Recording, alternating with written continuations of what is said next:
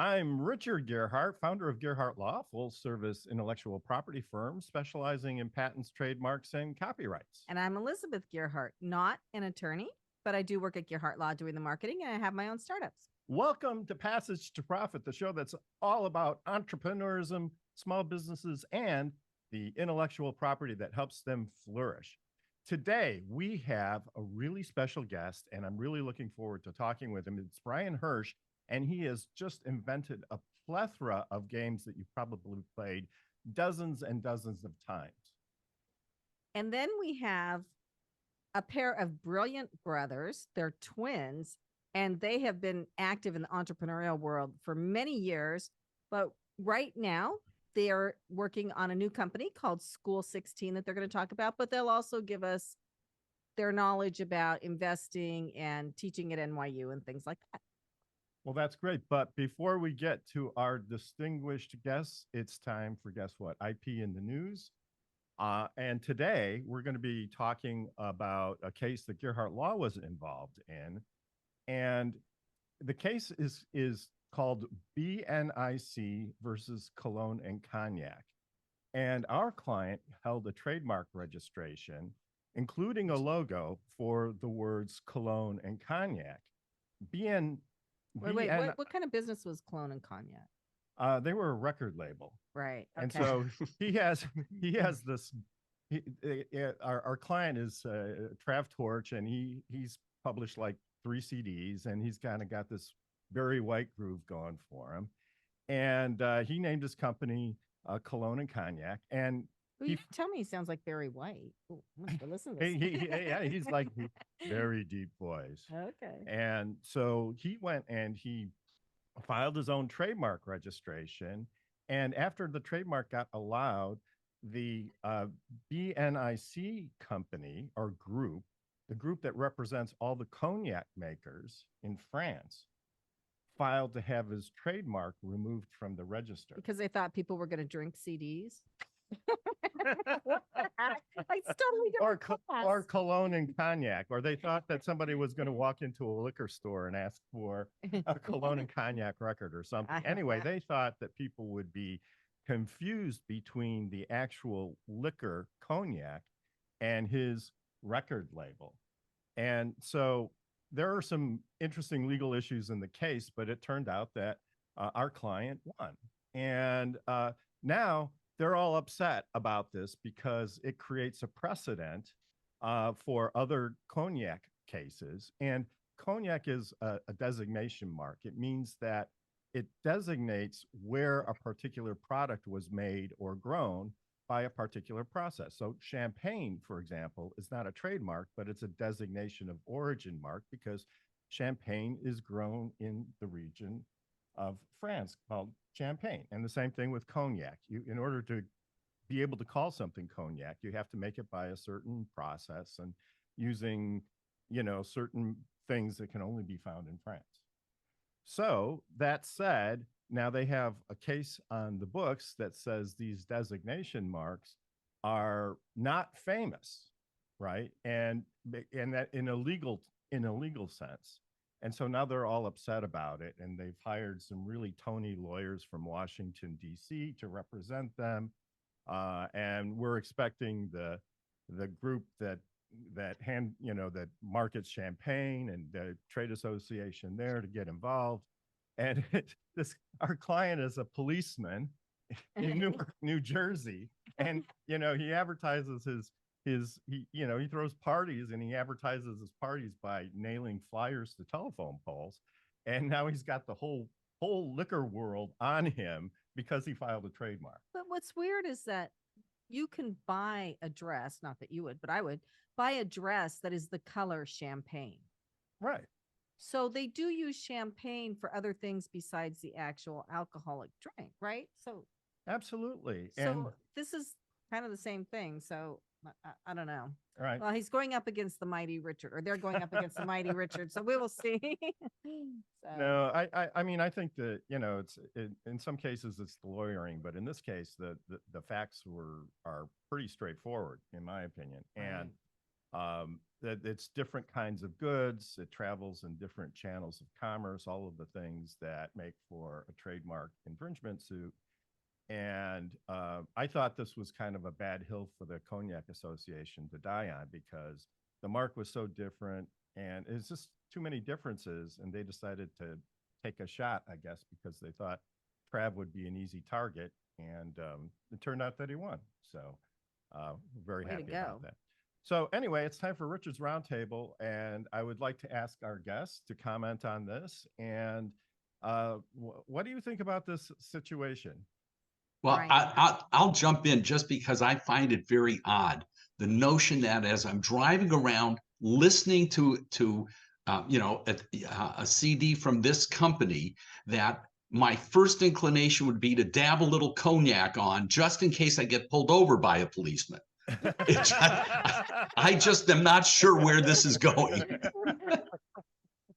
Yeah, what's the connection here?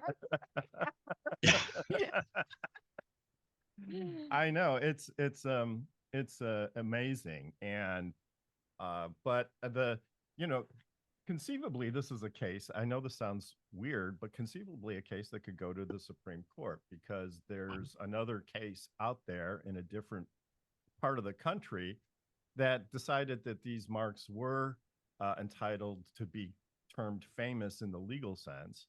And therefore, if they're the circuit court that we're in decides differently, then it could go up to the Supreme Court, which I think is also amazing. So I probably would get really, really nervous there. I think. I mean, that would.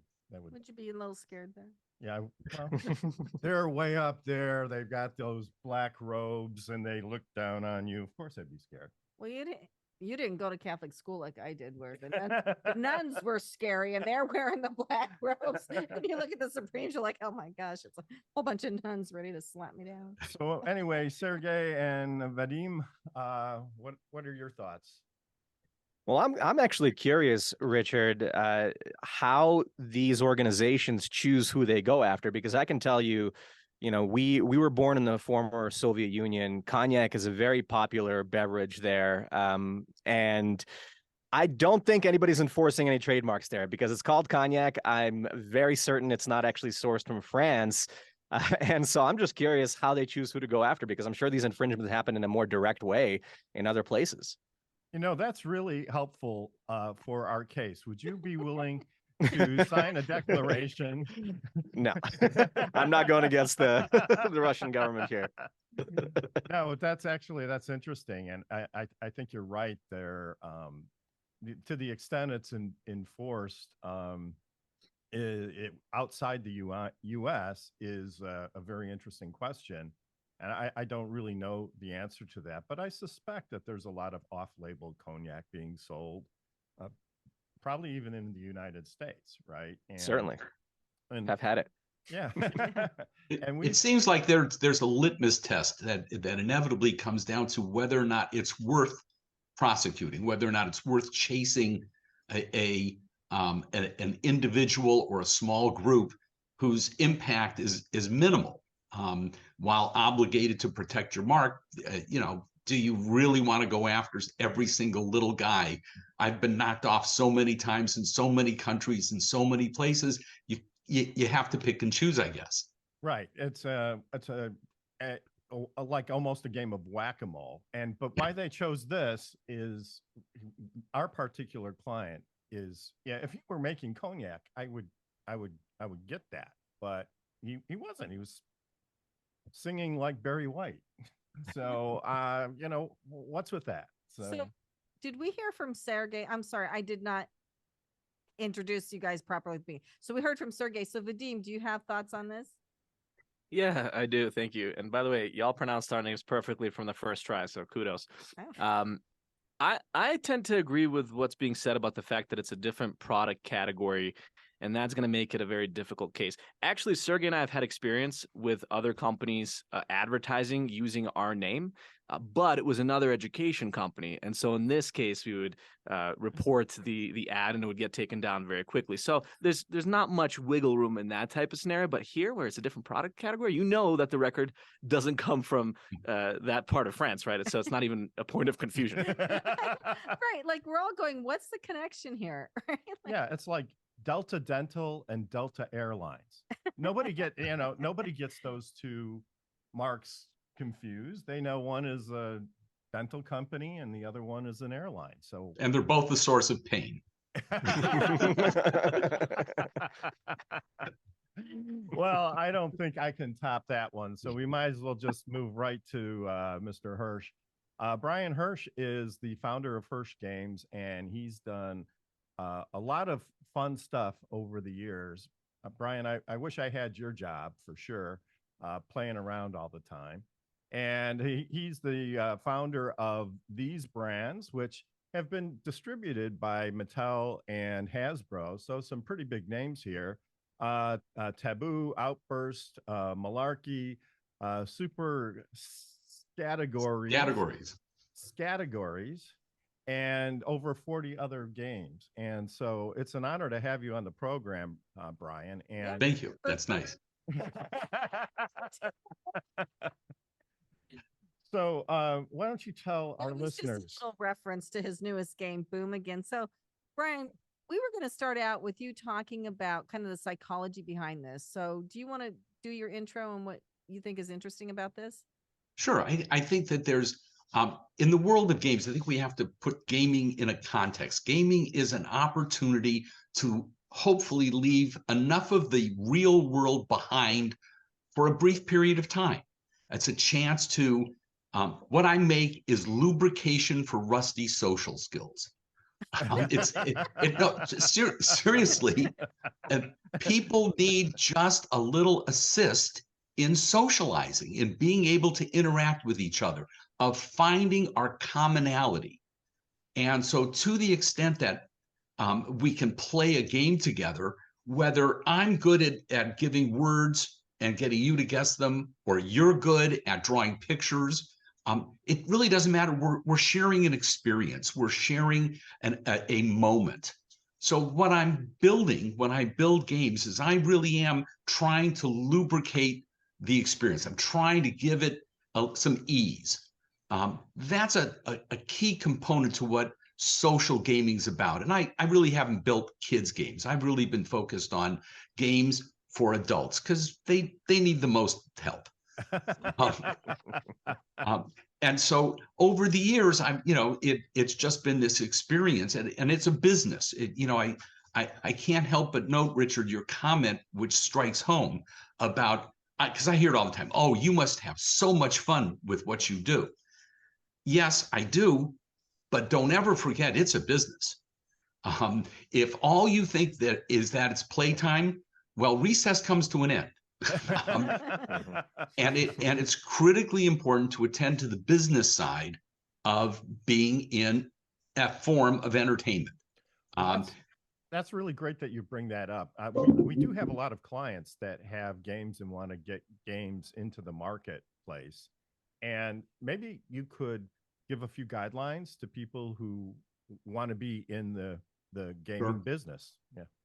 It's a mixed bag, and I'm partially an imperfect example, but I can still give you information. I'm imperfect because I came from the world of business.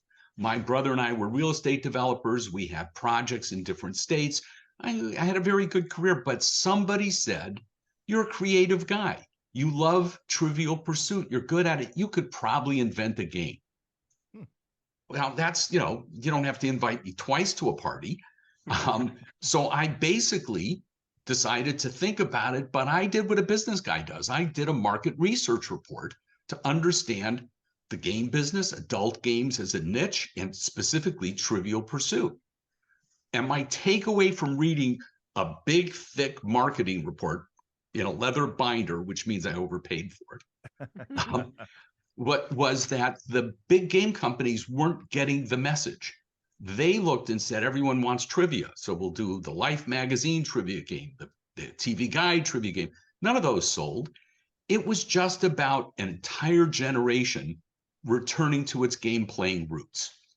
And if you think about when this was the mid 80s when Trivial Pursuit came out. Terrible inflation, which we can relate to. Interest rates were as high as 18%. And people were stuck at home. They were cocooning with friends. Buy an expensive game that's made and has quality and enjoy an evening sitting around and playing. You don't have to go out. That was the essence of what was happening. But the buyers of that game were baby boomers. We grew up playing Clue and Risk and Monopoly. We grew up with this new medium called television that was full of game shows. And so we were predisposed to playing games. I mean, when we got to the mid 60s, we discovered sex and drugs and rock and roll and moved on. But the reality is sex and drugs and rock and roll, right? I mean, roll the dice any way you want. In the end, we recognized, and Parker Brothers, Milton Bradley, they stood on the dock and they waved goodbye with a tear in their eye because they had no reason to think that all those kids who had been buying games would ever come back as adults. But my parents' generation was a card-playing generation. They took a deck of cards and that entertained a whole family during the Depression. They took that to war with them. And sure enough, when they got older, they went back and kept playing gin and casino and all those card games. Well, we came back and started playing social games. We played board games. And that was the opportunity that I was stepping into. I had an unfair advantage. I knew how to read a contract. I was in business. The average guy who's got an idea for a game says, oh, it's a couple pieces of paper. I'll cut them up. I'll make a board that looks like Monopoly. I'm in business. It's a long way from there to success. But if you don't take the first step, you never are going to get there. So there's a lot of trial and error. There's a lot of misplaced trust. There's a lot of great games that failed. There's a lot of good games that succeeded. There's a lot of bad games that had something special for a minute. I hate to use the term, but it's a bit of a crapshoot. You have to have a feel for the audience, a feel for the business side. What does it cost? What can I sell it for? What will the public tolerate? Have I annoyed the retailers? How important are the retailers? These things all change in time. So, I liken it to when you go in a museum, you see a great big white canvas with a red ball, and it says it's sold for $18 million. And your first thought is, well, I can do that. When you play a good game, your first thought is, well, I can do that. No, and you couldn't paint that painting either. Certainly couldn't convince anybody to buy it for anything. I can paint it. That's the business side of art, right? So all of those things are pieces of, if you want to do it, if you've got a passion for it, if you've got a great idea, if you're entertained by it, you have to pursue it. But my biggest recommendation, test it with strangers. Your friends and family, God bless them, they lie. They're so impressed that you did anything that they give you an inflated positive response. You need strangers to throw bricks at it. That's how you hone it. That's how you get it better. That's how you discover if it actually is something people will buy. Wow. That's it. I agree with the bricks part. I think that's important for any business, right? And getting down to the facts and doing some market research before you choose what to do. Do you tell people though who take these games too seriously? Like I know people who get really I've seen them get into shouting matches over these games. I cause that. I want you to know I cause that on purpose. Really? Do you? Yeah. There is a psychology to it. And let me try to explain. There are two kinds of game players. There are competitive players. They want to win. And then there are people who just want to be entertained and have a good time. How do you make a game that will allow for both?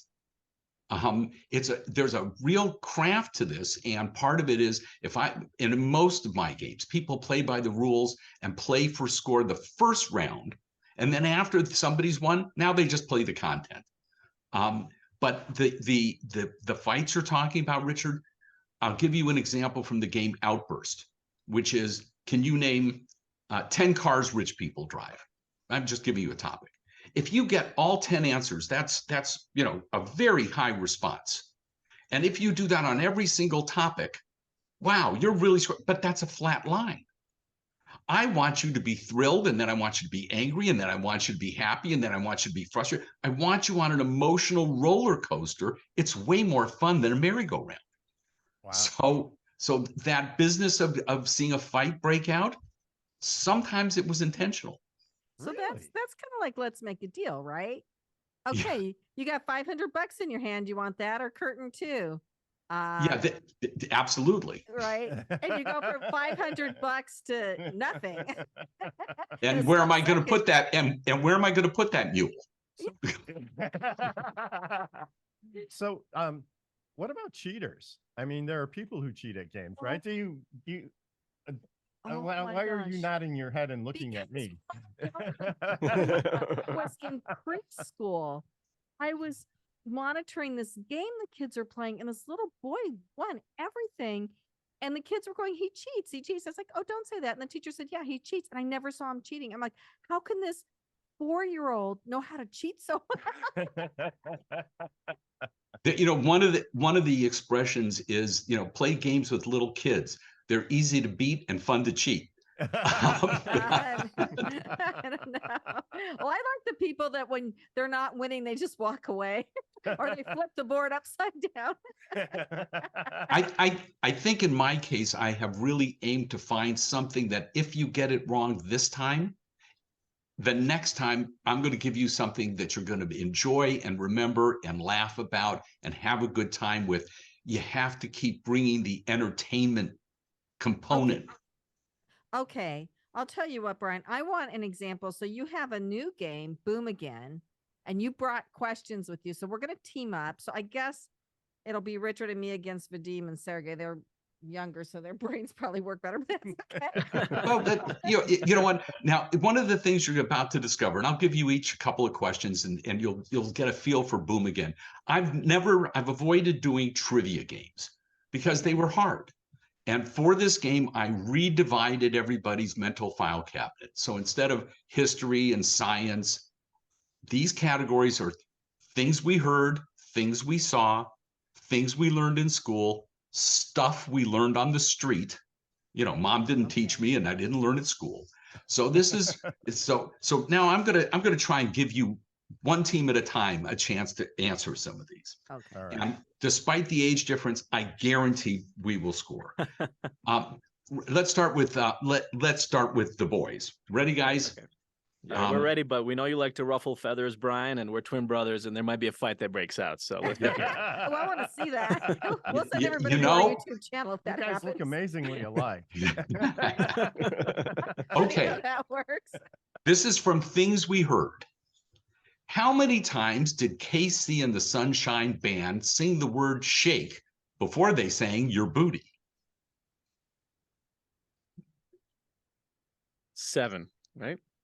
7 is right. I think All 7 right. is right. 7 is right, and congratulations, because you didn't do this. I saw you do it. I know you were doing it, but it's okay. Richard was doing it too. We were all doing Well, I it. didn't All know right. if I was going to have to answer the question if they got it wrong. So. All right, let's try something different. Richard, I want to ask you and Elizabeth a basic question. We all loved I Love Lucy. On any list, what would you say are name 3 of the top episodes, most memorable episodes? The Chocolate Factory. Candy Factory, Yeah. always number 1. The Richard's favorite is the one where she gets the vase stuck on her head. That's not on the list. Is that turkey? Or I have a You remember it? And she's going to this big event for Ricky and she has a vase stuck on her head. yeah, no. Maybe not. So, you name one. Sorry. I can't remember. Well, yeah, go ahead, please. This is why some teams win. The top, the Candy Factory is always number one. Vita Vita Vegemin, Yeah. where she gets drunk drinking while filming a commercial, and Lucy Stomps Grapes. Oh, Oh, the grapes. yeah, that's a Oh, the classic. grapes. What you all just did is that head slap moment where an answer, even if you didn't get it, you're like, oh my God, of course. How could you forget that? That's what we're looking for. That's what a good game should do. But for the guys, let me try one more for you. Who was older, Elizabeth when she became queen, or Freddie Mercury when he became queen? Oh boy. I think Freddie. Probably Freddie. I mean, Elizabeth was pretty young. Freddie Mercury was 24, and Elizabeth was actually 27. Okay. But it's less about the answer than it is about the question.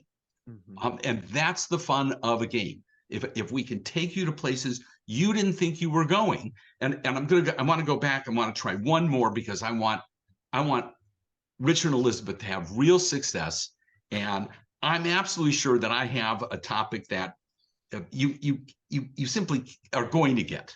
Do you remember the original TV dinners? Yes. Yes. Of course. Okay, entrees, main courses. Name 3 of the original entrees for Swanson's TV dinners. Salisbury steak. Number 1. That's what I was going to say is Salisbury steak.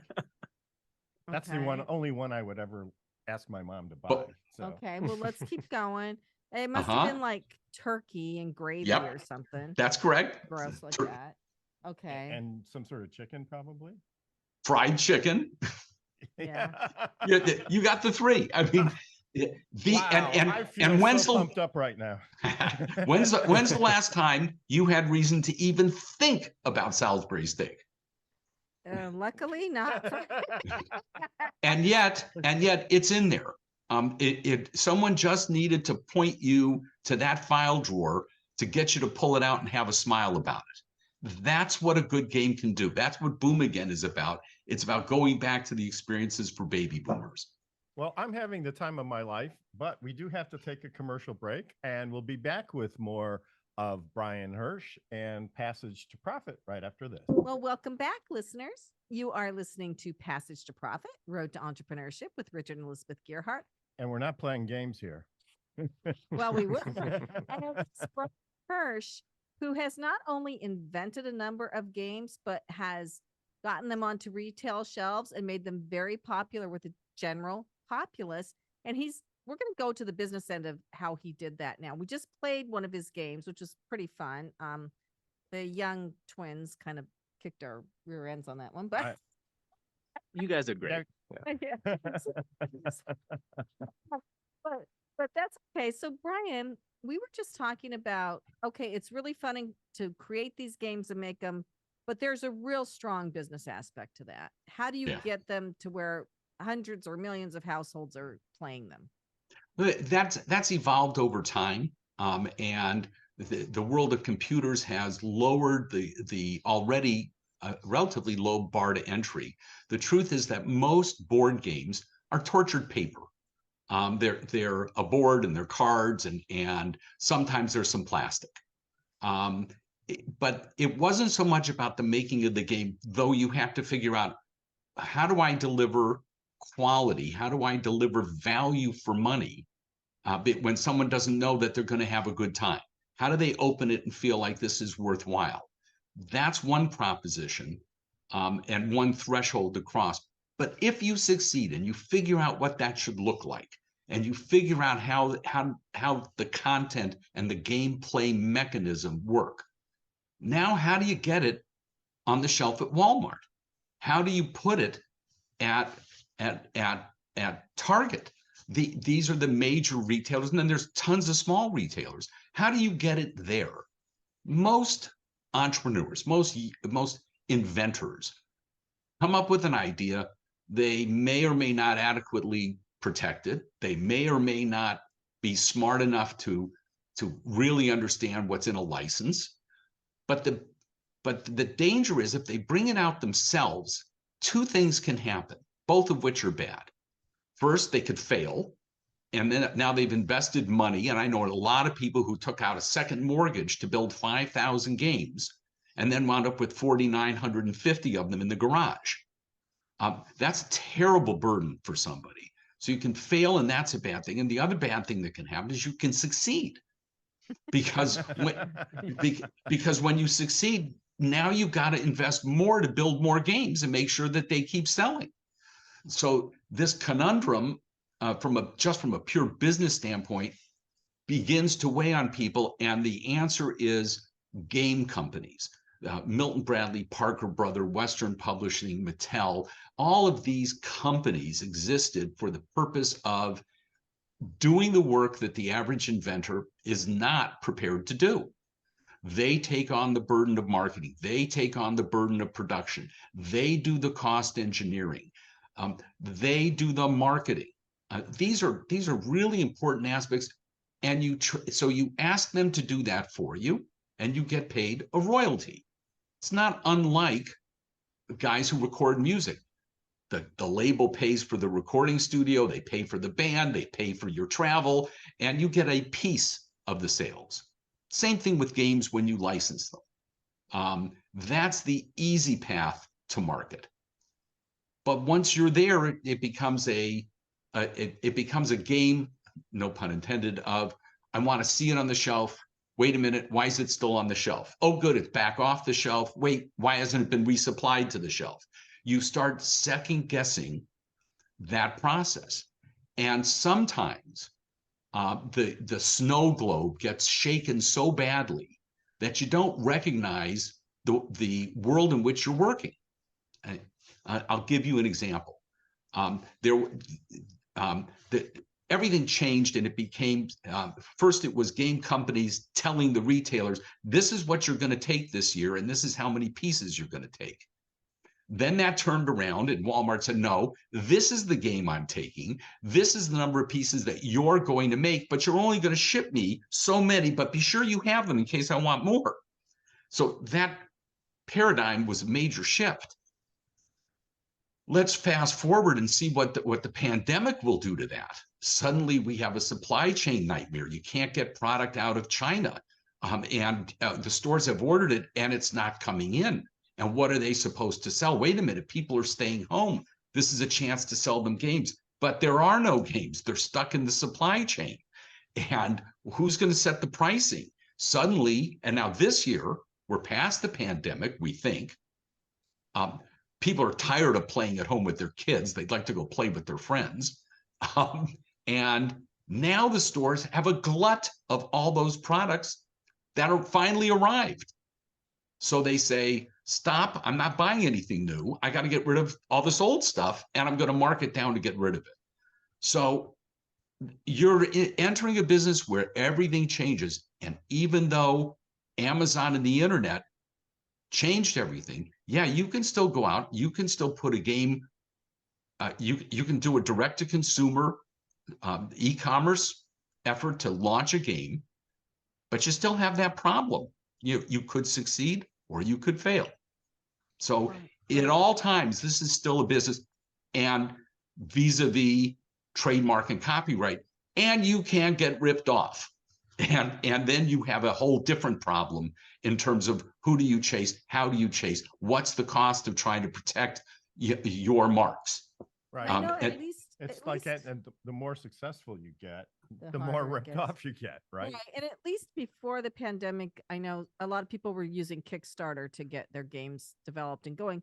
But one thing that you say that Richard has spoken about before when we've been talking about things that I think helps a little bit for the game inventor with some of this is what you put in your license, what the contract for your license is. And Richard has talked about that, saying, you can put stuff in there like you have to keep selling this, or I don't know, you can speak better to that. Well, yeah, but there's this little issue of bargaining power, right? So if you're licensing something to Disney, they hand you the license and say, sign it.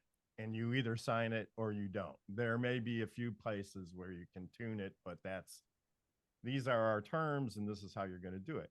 If it's a smaller company or more reasonable company, then you may be able to get some terms, but it really is important to get some type of legal professional who has experience with these contracts to review them.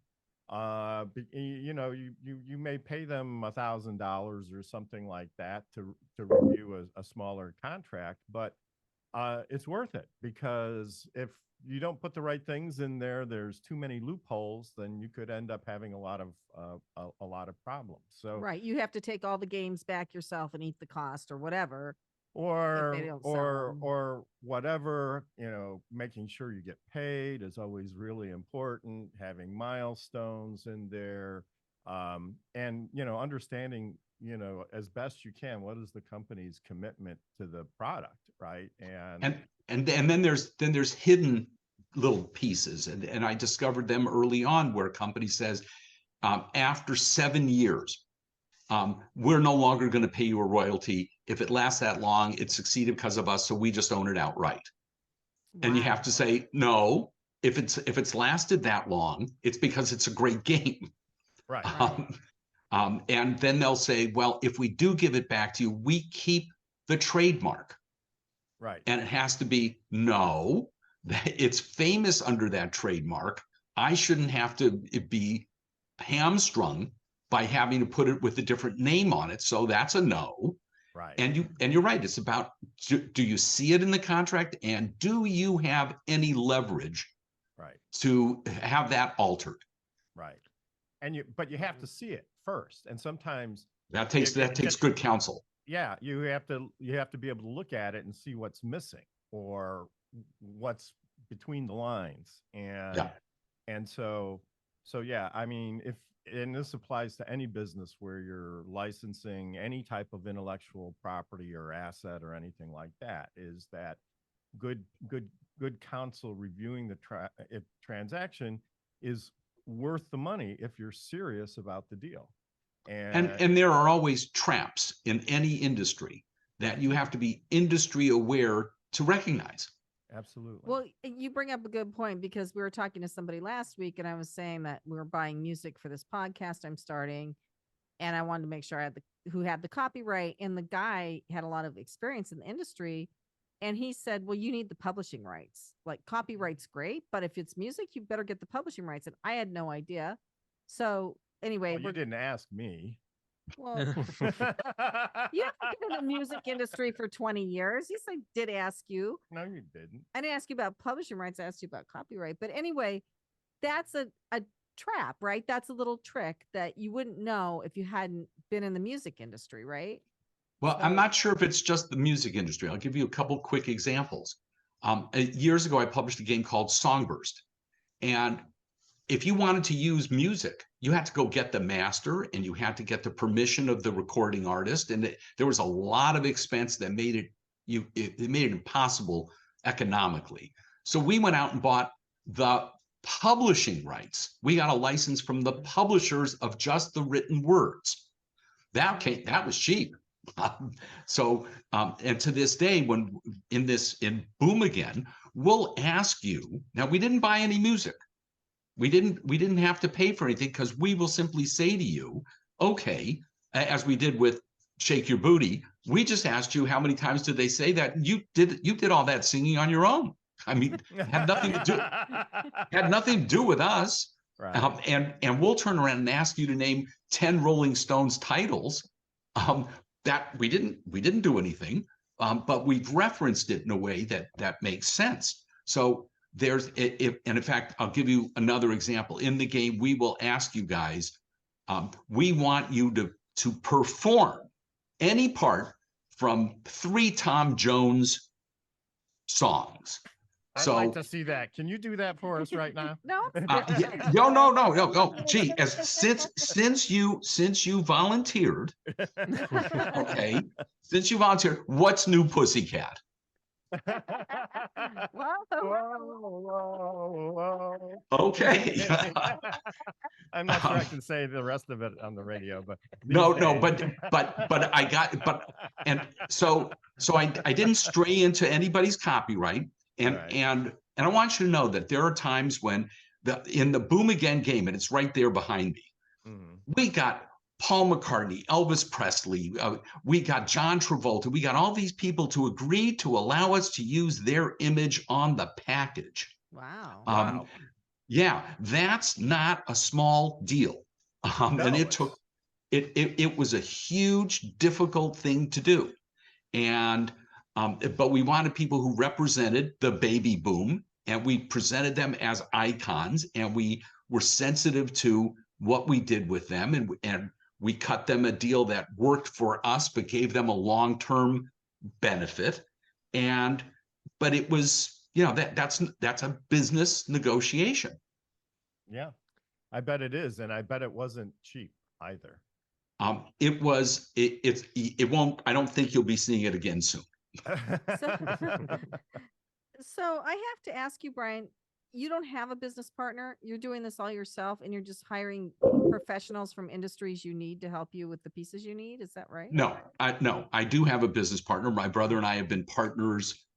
We've been partners in business since 1974. Oh, okay. So, and we staff up as needed for different projects. It's one of the benefits of what we do. If we're when we've wandered into TV production, we are staffed up for that. And when we are doing CD-ROMs or DVDs, or every new iteration changes. And I think our biggest advantage was that when we licensed, we only licensed board game rights. We kept interactive, we kept television rights, we kept merchandising rights. That has allowed us to exploit our owned creativity. And that was critically important to us. That's interesting. Well, that's great. So I think we have to take a break for a commercial, but Brian, it's really been amazing hearing from you and hearing about the game business. And we look forward to hearing from you for the rest of the show. So, and this is Passage to Profit with Richard and Elizabeth Gearhart. We'll be right back. Welcome back, everybody. It's Passage to Profit with Richard and Elizabeth Gearhart here, and our special guest, Brian Hersch, who has just provided a wealth of information about the game industry, not to be confused with the gambling industry. So gaming I don't know. I bet on and all the gambling games are I two do. different things on Passage Profit Yahtzee. today. What's that? I bet when I play Yahtzee, I bet on everything I do. That's right. No, not really. So yeah, you're like a really good Yahtzee player. No, Yahtzee is my favorite game. Sorry, Brian. Oh, okay. But I like your games a lot too. And Boom Again was really fun to play in the first part of the show. Right. I think we should try booming later. And speaking of booming, Elizabeth, it's your time to talk about your startup. So Right. Normally please. Kenya would be here with Power Move, but she couldn't make it today. So I get her time at my time. So I have two different projects going on. And one of them is called Blue Streak. I rebranded it from Fireside, and it's a video directory of remote businesses online. So I'm redoing the way directories are done, because virtually all directories are location based. So this will be the first directory. It's not only short videos and long videos, but it's also not location based. So to be in this directory, you have to be able to work with anyone anywhere in the world. So kind of like what we're doing here. We've got the twins are in Mexico City. We've got Brian in LA. That's right, LA, right? Yes. So it's based on the new reality post-COVID, because even though we're out of COVID, we hope, we're still all doing remote stuff, right? So we're never going to go back to where you have to meet your business coach in person, right? So this directory is based on business category. It's business to business. It's business services, not location based. So it's a new paradigm for directories, and it's also short videos. So that is Blue Streak. And right now I'm working on the website for that. I had an old website, but it of course, the root of all the directory websites were location based. So it was like a square peg in a round hole. So I have to have a new site built from scratch. And then my second newest effort to help me fund Blue Streak, but also to be a lot of fun, is called the Jersey Podcats. And Richard and I were joking, we go back to the beginning of the show with the cognac, is Jersey. And I guess it wouldn't be New Jersey. I guess it'd be Jersey in England. Is Jersey going to come after me because I'm using Jersey in the name? But it's, I'm doing with my But partner. you live in Jersey, so So I should be New you're- Jersey though, not Jersey. So oh, anyway, I think I'm okay. I'm doing it with my partner. anybody can sue anybody for anything in America. So just But- keep that in mind. But Jersey's in England. So Yeah. anyway, and well, anyway. they can sue too. Okay, well, please don't. Anyway, so I'm doing it with my friend Danielle Woolley. We actually did not know each other before we decided to start this project together. It's a podcast about cats, but it's not your typical crazy cat ladies cat podcast.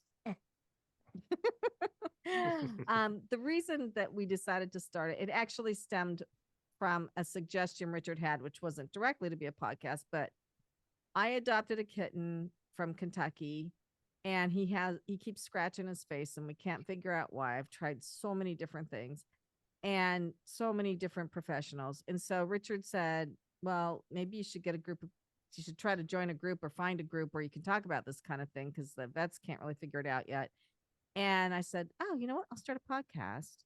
And the next day I met Danielle at a conference, and she does cat rescue and loves, like, she's even more passionate about cats than I am, if that's possible. Anyway, so we decided to start an interactive podcast where people can come on, people can call in, and we're just going to talk about cats, and especially like cats that have issues that nobody can seem to solve. And we're going to ask the community for answers. So it's going to be very interactive, but we're also going to do like fun cat stories and get little videos and stuff.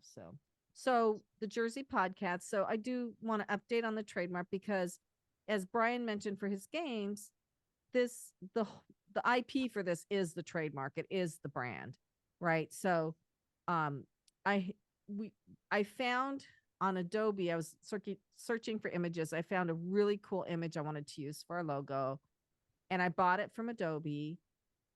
I may have to pay more if we start putting it on merchandise. And then Danielle's husband, who's very good with this kind of stuff, fixed it up, changed it a little and fixed it up for us to be exactly what we wanted. And so the name, the Jersey Podcast, and the logo, I filed intent to use trademarks for. So if you're not using it yet, you can file that you want to, because the logo is just so incredibly cute. And the name, everybody loves the name, but it'd be so easy to steal, right? And for you tech guys, you tech twins here, this was Richard's suggestion. We bought the Jersey Podcast URL as well to point to the Jersey Podcast, because we all know spell check always changes it, right? So we covered ourselves there. But I think the trademark and the branding is going to be super important here. So we have the intent to use filed on the 2 trademarks, and we do actually have our YouTube channel live, and we have subscribers from all over the country. I made my kids do it. My daughter's in Hawaii. My son's in Maryland. So We're a national podcast. but that was part of it, because you can get a state trademark or a national trademark, but to get a national trademark, you have to be selling or doing whatever across state lines. I guess I'm not selling. Right. Yet, You have to be engaged in activity across state lines.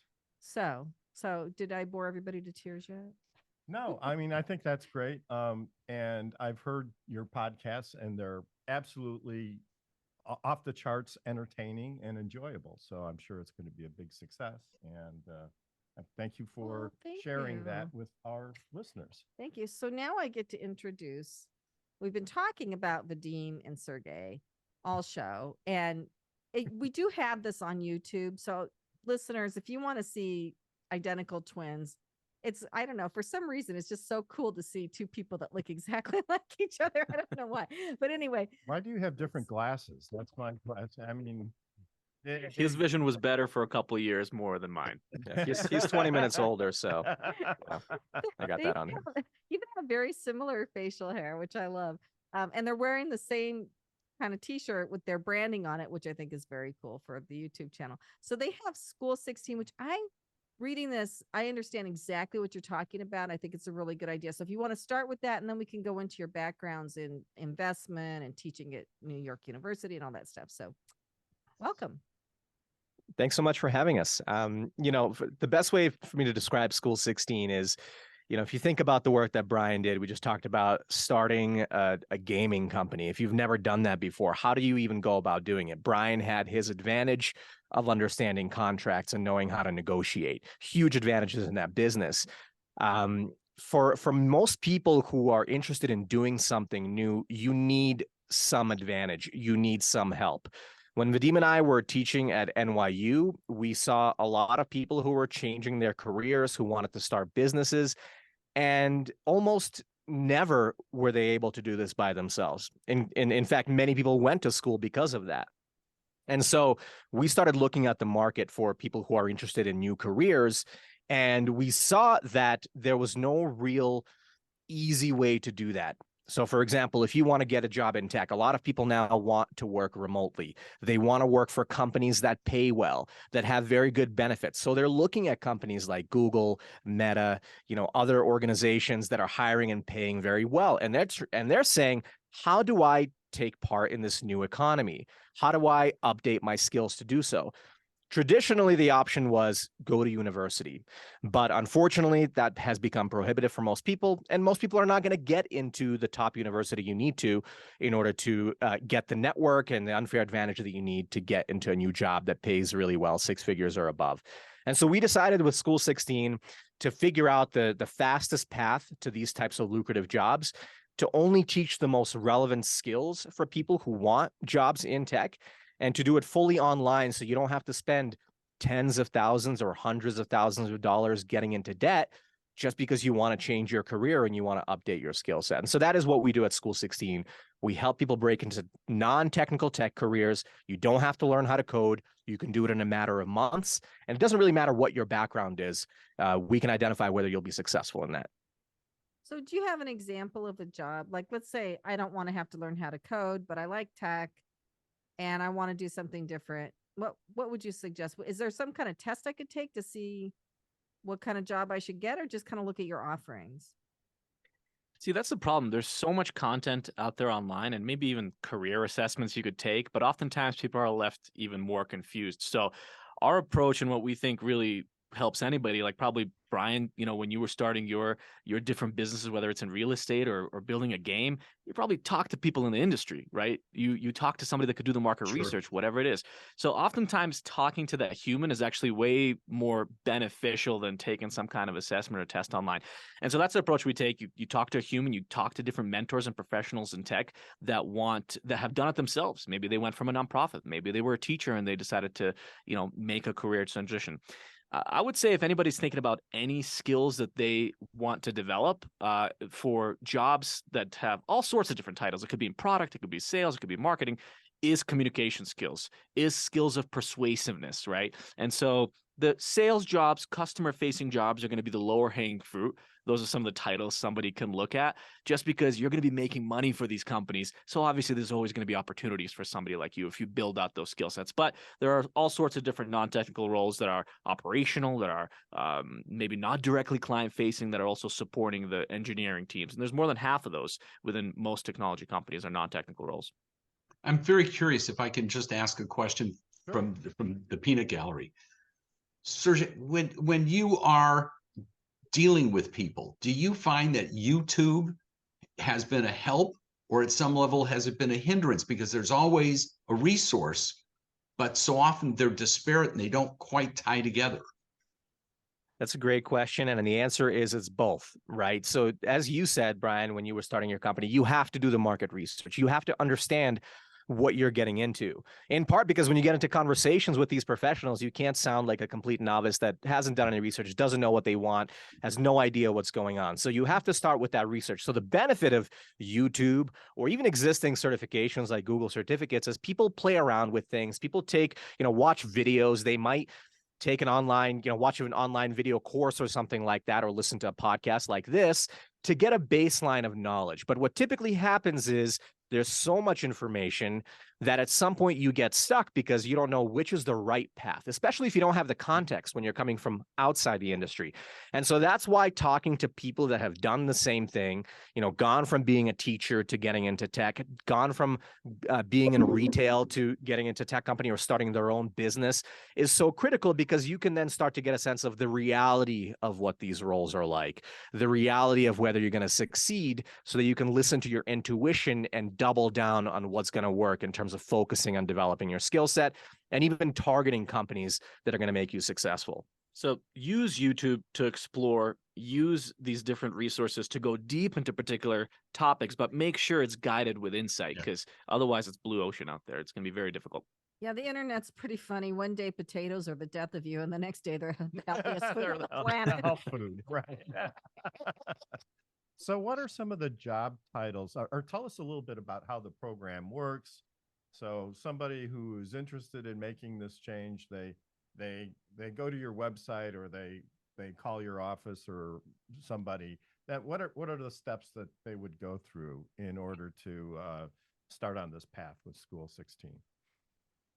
Yeah, so we want to make sure that the person can connect with a human right away. So you apply to the program. We are selective, but your background doesn't really matter. Again, you could have been a teacher, you could have been a contractor, anything, a nonprofit sector. And we want to make sure you're talking to an admissions officer who has experience, probably in multiple careers in tech, where they can look at your background, see what skill sets you've already developed, and they can point you in the right direction in terms of our programs. Our programs are also designed to give people a background, a foundation. So tech is one of these things that's constantly changing. I think Brian was talking about earlier how even a market for games is constantly changing, right? The needs of the market are constantly changing. Same thing with tech. And so you can't just say, okay, I'm going to study this one very specific thing and it's going to be useful forever. It's just not possible. And also, you can't enter the field without having the context of how technology companies operate, how they make business decisions, how people communicate within these companies to make innovation happen. And so for our students, we want to make sure we give them a foundation, because you can say, okay, I like marketing, but if you don't know what actually is involved in the marketing role day to day, you might actually hate it, right? Maybe there's another role that's a better fit for you. So we want to make sure that, and this is what happens in the first half of our program, our students are getting a foundation, not only so that they get a better understanding of what they should double down on studying, right? What they actually like and where their skills and their passions align, but also what an organization works like end to end, so that they can be valuable in any role they pursue, because they already know, okay, hey, I can go to this department for resources, I can go to that department for resources, and I'm going to become the most valuable person on your team because I have that foundational knowledge. So I'm going to take the low-hanging fruit. So let's say I'm really good at sales, but I've been doing sales in the chemical industry or something. Now I want to do sales for tech. How much about the product I'm selling? So I know somebody that has his own CRM system, and he was looking for somebody to help him sell his CRM, but he had to get the right person because they had to be enough tech oriented to be able to understand what it was. So how much do you have to know about the product you're trying to sell? Yeah, I mean, especially if you're in a sales or any kind of customer success, customer support role, you have to become the expert. And one of the pieces of advice we give to our students when they start targeting companies is to become the expert in that particular product. For example, for CRM, customer relationship management software, people might be familiar with companies like Salesforce or HubSpot or other organizations out there that have that software. There's demo and free versions available out there. You're not going to become an expert by using the demo, but you play around with it for a few hours, you're already going to understand the value and know more about the product than 90% of the population that has never heard the word CRM. And now you can talk about it intelligently. Hey, I know that CRM software is designed to help sales teams manage their sales pipeline and collect and keep all the customer data in there. And I know how to leverage that technology and convince people of that value. You're not going to know that until you play around with it, until you do your own research, but that doesn't require you to get a degree in tech at all. In fact, that degree in tech from a traditional university is probably not going to teach you anything about CRM. So targeting the right companies, if you have opportunities where your friend, for example, has a CRM company and they're hiring, becoming an expert and demonstrating to that person that even though you might be from outside the industry, you can learn quickly and you can have that level of expertise is going to be the first way to convince that you're going to be productive in that role. So you need to be an expert, but you don't have to be an expert about, you can't be an expert about everything, right? And there's new technologies coming out all the time. So let's say you're really good at pharmaceutical sales as an example. You can become enough of an expert to land that opportunity in tech. And then, of course, you learn on the job. You learn the pain points of the customer. You learn the features of the specific CRM you're going to sell, whatever it is. That stuff can be learned on the job, but you just have to learn enough yourself to be dangerous and to prove that you can understand the pain points of the customers during the interview process if you're changing, let's say, industries altogether, but you're already in sales. Right. So the CRM example is CRMs are something that marketing people can use who don't know how to code. So really anybody that really wants to should be able to learn enough about it to be able to sell it. Right. Right.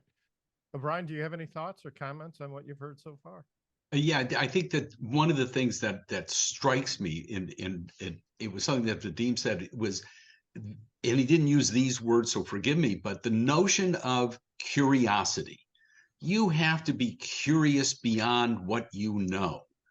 And that's basically what you're saying. You can switch careers, you can switch jobs, but you've got to be at least curious to dig in to find out what you're getting into. That's exactly right. You have to be curious and you have to be willing to fail at it, right? Be willing for it to not feel great if you're doing research and you're reading terminology about, let's say engineering or whatever it is, and you don't understand anything. That's okay. As long as you're starting, as long as you're pushing through, you're actually going to do way more than many other people. You're going to be in the top 1%, really. And I think a lot of people don't realize that is so many people will give up pretty quickly, or they'll, hit a fork in the road. They won't know what to do. They won't know how to ask for help or whatever it is. If you can just persevere, if you can just take your curiosity and move it forward just another inch, you're already going to be ahead of the pack and you're going to have a higher chance of success. So I do think that failure is inevitable for all of us, but I think it's how you manage it. And I found that in my career and people I know, if you can adopt the attitude of sometimes you win, sometimes you learn. I do a lot of learning. But the other thing is, so there are new jobs in tech coming. Like right now, I mean, I've thought if I really needed money right now, I would go learn all the new Google changes and teach that to people because the whole Google reviews thing and owning your page is like so much more important than it was a couple of years ago, right? So there are constantly new jobs and new ways to make money in tech. Are you guys constantly looking at those and introducing people to those? We are, but if you think about it, and this kind of goes back to their curiosity point, you can become an expert in almost anything, right? So let's take crypto as an example. I don't want to go too much into it, but obviously it's been in the news a lot lately.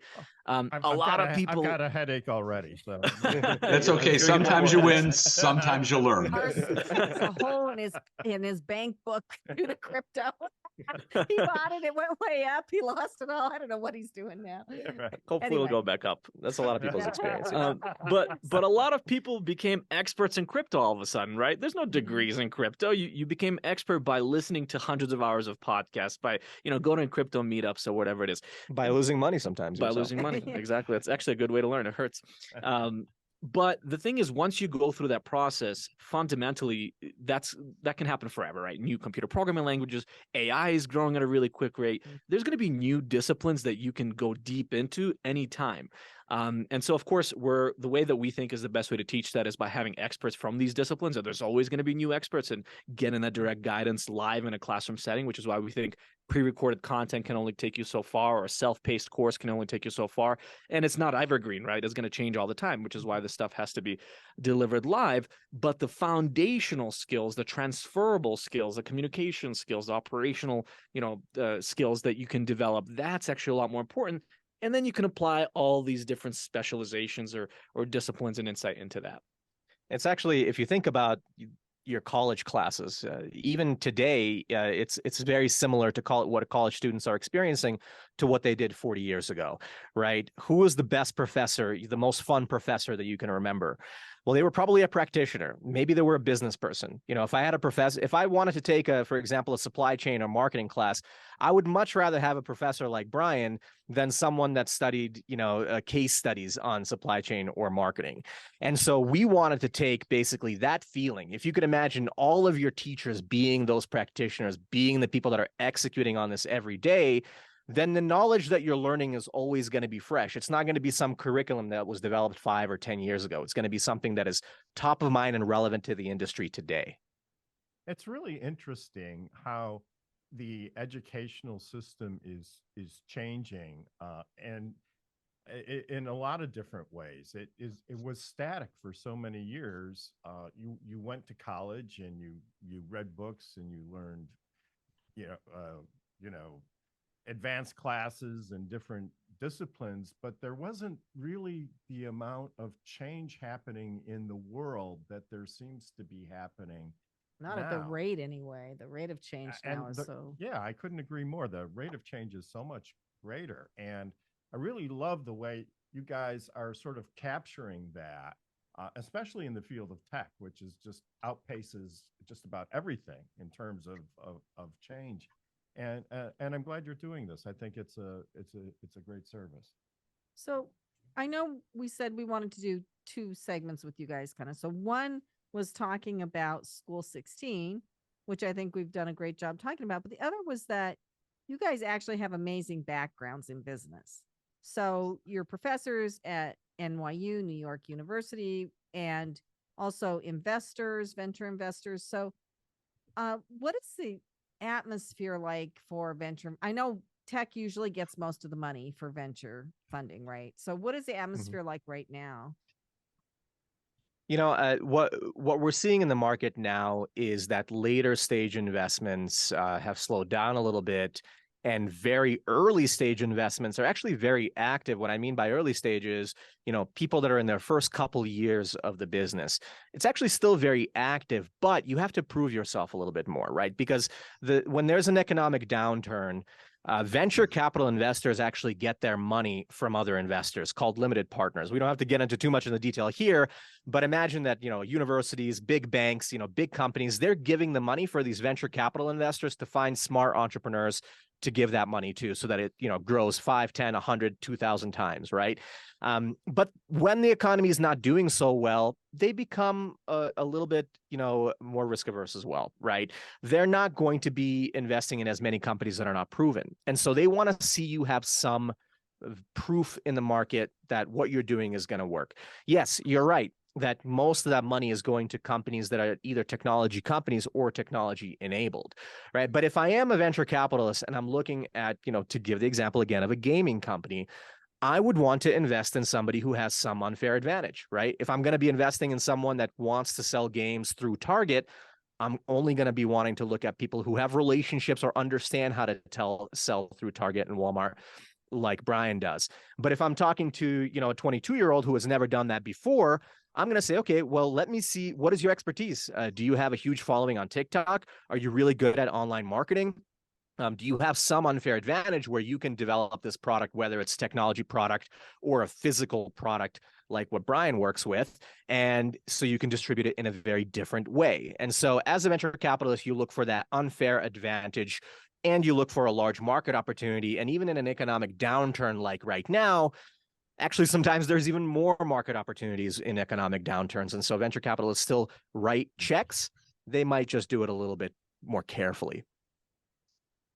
Yeah, I was just going to say, market downturns are difficult times for, uh, you know, for us, but it's also a time for disruption, and so, you know, the savvy investor is able to identify companies that are going to find problems that are that arise out of the downturn, and the first people who are able to identify those issues and come up with solutions, it's actually a good time to invest, right? So that's really interesting. So are the particular funds you're working with or for, are they mostly tech funds, or do they also invest in other kinds of other kinds of businesses? They do invest in other kinds of businesses, but when you're looking at venture capital specifically as an asset class or as an investor type, they're typically interested in technology or something that is powered by technology. For example, we're an online education company. All of our classes are live and online. Are we sitting there writing code and writing software and selling that software? No, but we're using technology to reach a very large market, right? There's millions of people that want to get jobs in tech. Millions of people are not going to get into Harvard or get into NYU or Stanford, right? And so by using the internet, by using the mobile web, for example, we can reach those people, and we're technology enabled. So typically, because of the nature of how venture capitalists invest, which is they want, not like a regular market return 10, 20% a year. They want 100 times return in 5 to 10 years, right? Mhm. They need a market that's big enough, and they need a medium that can get a product to people at scale. And so for that reason, most of the opportunities that venture capital investors specifically look at is either technology opportunities or technology enabled in some way. Okay. Yeah, that's really interesting. So if I can just go to Blue Streak for just a second. So it's an online video directory, but there's a lot of programming that needs to be done to make it scalable. And actually our son is helping with that, which is really great. But there are just Okay. so many things I want to automate because you can't just, you can have people do it, but I think to go to really get it going, it has to have a lot of automation through programming, which I'm not going to do myself. No. But if, for example, with School 16, I mean, I'm under the impression that you want to grow this business, but it's also a people business, right? So, do you have any particular ideas about how you would scale School 16 so that it can handle as many students as possible? Yeah, that's the biggest question I think any education company that's in venture fundable, if you will, right, has the potential to be huge, needs to ask itself. And for us, it really comes down to the shift that we're seeing in the market right now. I mean, we've heard about obviously the Great Resignation. People think very differently about their careers and how they want to spend time now. And I think from the organization perspective, you're finding this huge shift in how you hire people, if they even show up to an interview, right? So the dynamic is changing actually really quickly right now, just in the last few years. And the reason why it is because people all of a sudden were all sent to their homes and they couldn't leave, basically, right? Because we were all scared in the very beginning when we knew nothing. And so what we realized is unless you were an essential employee, you could make money by working online, or you had friends that were working for a company that was working online. And all of a sudden you had all this time where you were commuting, or all this time with your kids, or doing your passion project or your podcast or whatever it is. And it's very hard to give that to people and take it away. And so in the last few years, flexibility has become what people prioritize. Flexibility with work, flexibility, with how work fits into their life schedule. And we actually think education is going in the same exact direction. It used to be enroll in a full-time master's degree program or a full-time undergraduate program. Hopefully your parents can pay for it, or you get scholarships or whatever it is, and go through a very rigid curriculum in 4 years. Well, now people have different interests. Now people want to take a class on their own schedule. We still believe that it has to be done live because we believe that's how the biggest learning happens. But the way that you scale is providing that flexibility where someone can take a class towards a certification, towards a concentration on their own time or on a schedule that works for them, whether it's the weekend, evenings, mornings, or whatever it is. So the way that you reach scale is by offering that flexibility. And for us also, on the human capital perspective, by bringing in as many experts in tech as possible, where you can always connect with a teacher from any kind of discipline from across the world, which, by the way, because we're all remote right now, it's easier than ever. But that remoteness leads to a tremendous need for social lubrication. Yes. Games. Yeah, Yes. Icebreakers. Yes. Well, just to kind of to follow that, I mean, there are a lot of companies now that are training by gaming, right? They're using online games or even Well, we had fictional somebody characters. Yeah, Yeah, so they're doing fantasy games to teach business principles. exactly. And Yes. Through their so app. it's evolving in that direction. And so Right. I do think Well- though, remote is great because it gives us connections with people. Like we couldn't have done this show if we had to have you all come into New York into the studio like we used to do. So this is great, but I do miss the physical connection. Yeah, I mean, and there may need to be some balance for that in some ways, and I guess we'll just figure it out over time. And there's a way to create that balance. Like, for example, we have students from all over the world, and then, the more students we have, the more we'll have from the same cities. Like, we actually already have a bunch of people from LA. We have a bunch of people from Mexico City, a bunch of people from New Orleans, as an example. Well, what you can do is have a community manager that also sets up offline events for people that want to come on your own schedule, right? If you want to come and meet other people, other alumni, other classmates in person from your city, you can still do that. But we believe that education has to be online because, again, people need that flexibility of, okay, I got to focus, I got to sit down, and creating the limitation of going to a physical classroom will just give people reasons not to do something like that. So let them meet together, let them experience the in-person stuff as a supplement to the experience online. Okay, you said Mexico City in Mexico? Yep, That's right. That's Ciudad de Mexico. I was in Mexico in October and I lost my passport. So Oh, if you no. guys happen to be wandering around Mexico and you find my passport, could you ship Yeah. it to me? Let me know. I just want Yep. to say Was, one other was thing. that in Chapultepec Park? We do wander a lot, so we'll keep a lookout. One thing about the YouTube videos and the online, though, that I think I personally find constructive when I'm in a classroom and somebody's kicking the back of my chair, or somebody's like snoring in the next seat. I can't. It's hard for me to focus all my attention on the professor. And if I'm sitting at my table or my desk at home, and maybe the lawn service is out there, but I can tune them out. I can really focus in a lot better on what's being taught, and I can rewind. So I think that's a real powerful part of what you guys are Did doing. boys pull your hair when you were in school? I don't remember. Richard, you don't pull Elizabeth's hair. Well, I think that's a really good point that you mentioned, and the fact is that different people learn in different ways, and that is something that actually online education is really well suited for, right? You can have different mediums in one learning experience. One could be an online meeting one-on-one with a professional. Another could be watching a recording. Another could be seeing a screen share of how somebody uses a certain piece of technology, and then going in and applying it yourself by working on a project using that piece of technology yourself. So now all of a sudden, I just named 4 different ways of learning. Someone will learn more in one of those mediums, and another person will learn more in another. So it's much more. There's a bigger advantage than sitting in a classroom and just being talked at. A lot of people actually don't learn well that way. Right. That whole screen share and watching how somebody does it on their screen, that's what works for me. Right. Mhm. I don't know what works for you. Yeah. Well, I'm very visual, so anything with pictures or diagrams, I pick up pretty quickly. Yep. So that's true. my best mode. But we have to wrap this segment up, and it's really been great, guys. You've been amazing guests. We love what you're doing with School 16, and thanks also for the information about the investor climate right now. That's something our listeners always enjoy hearing about. And you are listening to Passage to Profit with Richard and Elizabeth Gearhart and our special guest, Brian Hersch. We'll be back with more right after this.